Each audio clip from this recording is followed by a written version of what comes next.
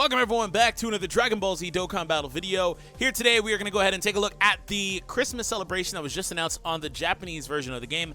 Anyways, hope you guys enjoy, hit that subscribe, all that other good stuff. If you guys enjoyed today's video, let's move on and talk about the celebration. I have a few things I need to point out as well.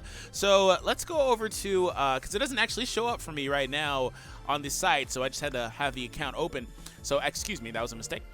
So here we go. We have the Christmas celebration banner. Moving on. Number one is a login bonus. In fact, we actually can do this because there was a post over on the Reddit kind of pointing out, but yeah, that's a login bonus. Number two is a Rising Dragon Carnival. Okay. Number three, there is a Christmas sale that does feature the Blue Stone. I am going to go out on a limb and say that we probably will wind up getting the Blue Stone. It's the 4th iteration, so I don't want to say it's for free. I don't know if the last one was or not. But typically when there's a Blue Stone, there's either a Red Stone or things of that nature. So I believe this one is also for the demigods. I believe somebody said that. So stay tuned for that. So anyways, moving on. Let's go ahead and scroll down. So we have number 4. This is the Select Dokkan Fest for... Yeah, there we go. There's the Red Stone.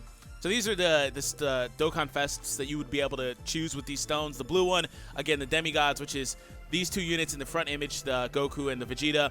Also, there's Goku Black, Tech Frieza, and forget the last one. Forget the last one. Forget the last one. Forget the last one. It's the STR one. Forget the last one. I know it. Forgot it. Anyways, moving on.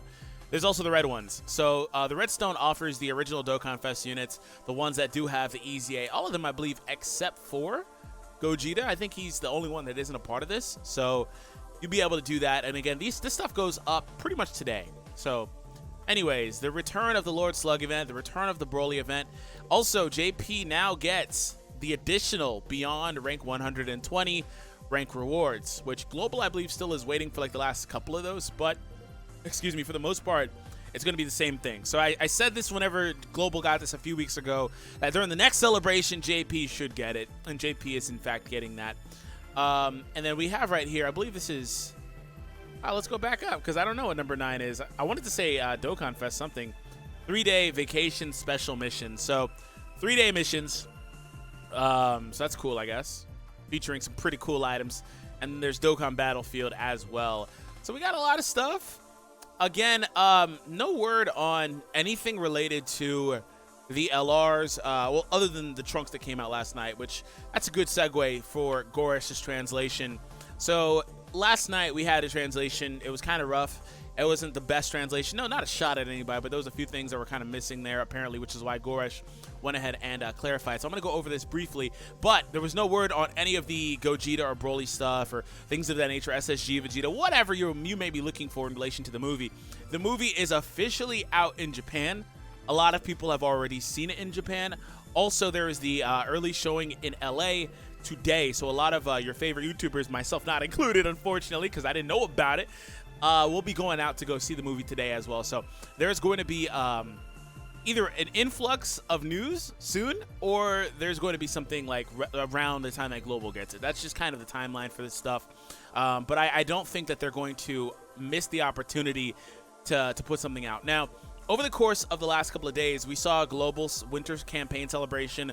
I also went back and backtracked and said, hey, there's a chance that, because the first, instance of the winter campaign for Global was highly underwhelming. Let's just call it what it is. But they did the same thing last year where they had a winter campaign, and then closer to Christmas, they announced UI Goku's release. So long story short, I came back and said, hey, there's a good chance we're going to get some sort of other like part 2 or like Christmas celebration or something a little bit more akin to what you're looking forward to with a hype unit or things like that. So this banner here on JP is a Rising Dragon Carnival banner. It does feature the new units, a couple of new units we're going to talk about. And also, this could just very well be the Christmas banner. Typically, I mean, there's winter outfits, Santa Roshi's back. This is pretty much it, right?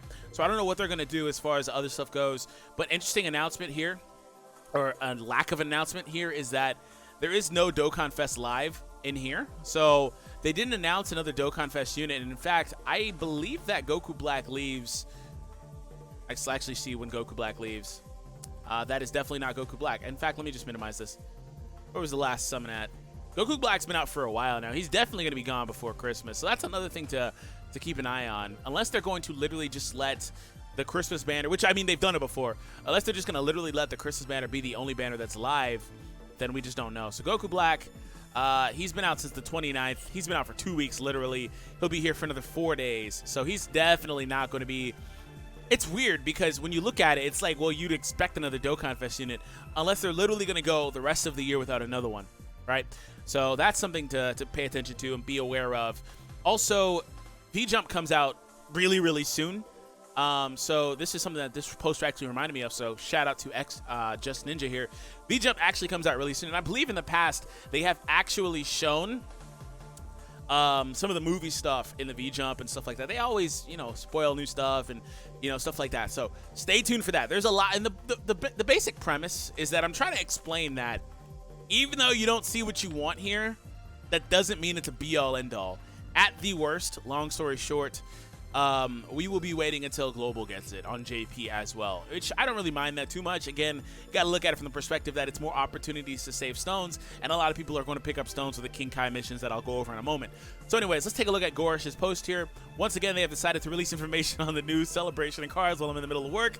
I've seen some people confused about the card, so I'll post my own translations below. So anyways, I covered this in a previous video. Traversers of Time and Space gets 4 key and 130% to HP attack and defense, also offering 4 key and 100% to all stats to Super STR. So in the middle of the 100% 4 key meta for the LRs, they decided that they're going to also drop LR category leaders alongside. So this is the first type of leader like this in the game, actually, that does something like this. That's 4 key, this powerful. Of course, the LR Gogetas and whatever the case is, the LR Goku and Frieza, I believe they all have secondary leader skills that offer, you know, normal boost 3 key, 90%, stuff like that. But this one's out here doing 4 key to both types. That's interesting, right? 4 keys overkill, unless you run LRs, but I digress. Anyways, both of his super attacks do stun. The 18 key has a high chance, while the 12 key has a medium chance. The passive skill, his own attack goes up by 70%. And for every Traversers of Time category ally present on the team, he gets an additional 70, maximum of 70, 10% attack and defense. And when there is a Future Saga category enemy present, own key +6 and high chance to evade enemies' attacks. So what you have here is a unit that's going to be situationally OP. Links are leaving a lot to be desired because he's not a Super Saiyan Trunks. But more often than not is going to be pretty much an average LR. More often than not, right? Getting up to 140, unless it calculates different and it goes higher than that, is awesome. He's going to be a very hard-hitting unit. But he's not going to be like the best LR in the game or anything like that. He's going to be, in my opinion, one of those middle-of-the-road ones. And I will say, though, when you go up against, in the future, like a Future Saga category Super Battle Road, he is going to be insanely good there. Stuff like that. So that's the type of thing you need to be aware of. So just minor translation change. And other than that, he does point out that there's the Sacred Dragon Carnival.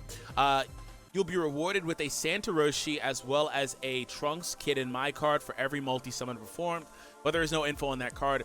I'm going to assume it's this Santa Trunks in My here as well, so you should be getting those with multis on the Dragon Carnival banner. They're probably going to be some sort of support unit for this category. That's probably what I'm going to say. I'm going to assume they're a support unit for the category, which would be a good approximation. But other than that, I mean, this isn't like hype like that. Like it's not anything crazy to me. I don't think this is that hype. I don't think this is that good looking.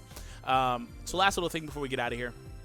For the people that have questions about rank, previously up until like rank 200 or something like that, you were able to get, whatever the case is, 120, 200, whatever the case is, you were able to get rewards. Now, if you have never claimed those rewards and you start a new account, or if you've never claimed them just in general for whatever reason and you're above that rank, you'll still get them, right?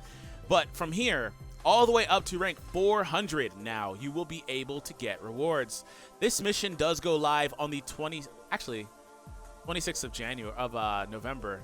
That's interesting. Oh, we're on the global side of things. No wonder. I'm like, wait, what am I missing here? But yeah, it's gonna be the same rewards on JP and global. Like, they're offering that stuff, and all the while you rank up, a whole bunch of opportunities for orbs and Kais, etc., etc. Just a lot of stones are opportunity there too. But long story short, I always get this: will I be able to claim them if I'm beyond the rank? Yes, you will. It backdates, you know, stuff like that. You don't have to rank up during this period and stuff of that nature. It actually doesn't show them here yet, it seems, but nonetheless, we'll go back over to global side of things, and this should be kind of what you're looking for, kind of what you're expecting, all the way up to rank 400 as far as free stones, etc., etc. So long story short, hope you guys enjoyed today's video. Hit that subscribe if you happen to be new for more content. Let me know what you guys think in the comment section down below. Are we going to get something, or will we be waiting a little bit longer? Anyways, have an awesome day, everyone. Thank you for tuning in, and we might be back tonight with Legends stuff, so stay tuned, because Buchigiri Match has done some stuff. I believe Cross Keepers is trying to do some stuff too. Legends has shop maintenance tonight, which is odd, I'll say, because they just had shop maintenance the other day, and they might drop some stuff there though. So anyways, thank you all for tuning in. I'll catch all of you in the next one. Take it easy, everybody.